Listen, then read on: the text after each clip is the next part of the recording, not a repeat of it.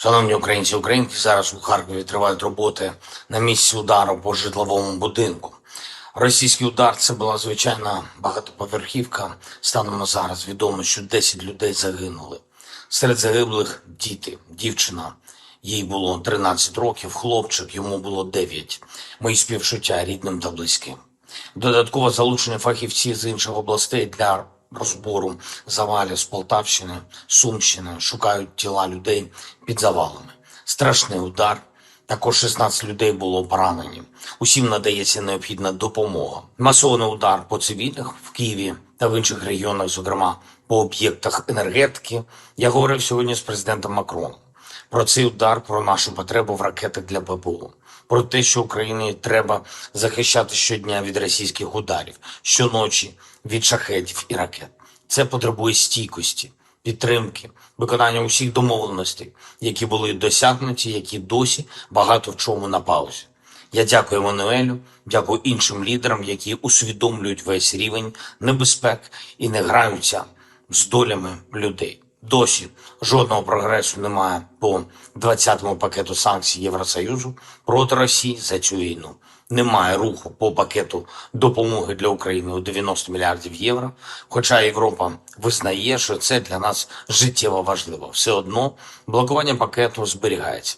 Ми скоординували позиції з Еммануелем щодо цього. Найближчими днями, фактично увесь наступний тиждень, будуть присвячені спільній роботі з європейцями, щоб рішення, які потрібні для захисту України, дійсно запрацювали.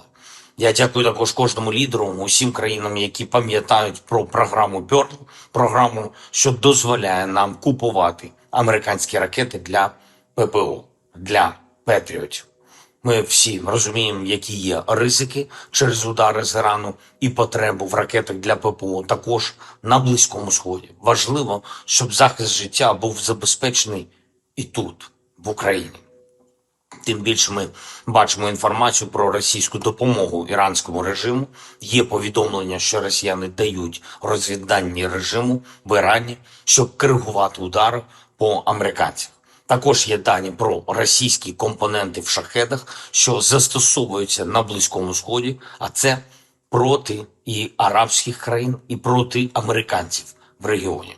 Кожен такий факт свідчить, що ми маємо справу з режимами, які не просто пов'язані одне з одним, а які існують завдяки одне одному. Російський та іранський режими і вбивають фактично скоординовано і тут, в Європі, і там, на Близькому Сході. Саме тому і захист має бути скоординованим. Життя в Європі, життя на Близькому Сході заслуговують на однаково ефективний захист.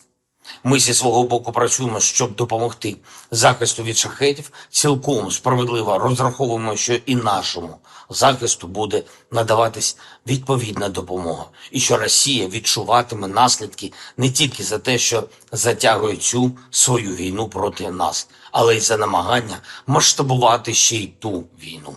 Життя потребує захисту спільних, сильних, скоординованих дій. Ще одне. Я хочу відзначити сьогодні наших українських паралімпійців. Перший день змагань і вже 6 українських медалей, 3 золота, 1 срібло, 2 бронзи. Важливо, що український прапор та український гімн зараз в Італії звучатимуть гордо і помітно. Помітно, зокрема, тим аморальним спортивним функціонерам, які допустили в час загарбницької війни росіян на змагання та дозволили їм нести свій прапор війни.